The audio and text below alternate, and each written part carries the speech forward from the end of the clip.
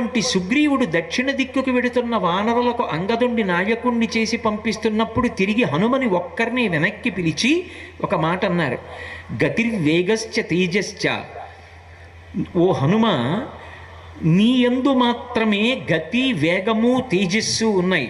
లాఘవంచ మహాకపేహే, ఇవే కాదు, నీకు లంఘన శక్తి ఉన్నది. ఇది ఎటువంటిదో తెలుసా?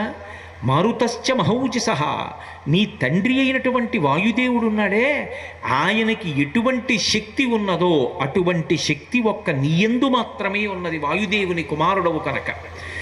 ఆయన యొక్క గతి అలా ఉంటుంది. గతి అంటే వేగం. వాయువు ఎంత వేగంగా వెళ్ళగలరో నువ్వు అంత వేగంగా వెళ్ళగలవు.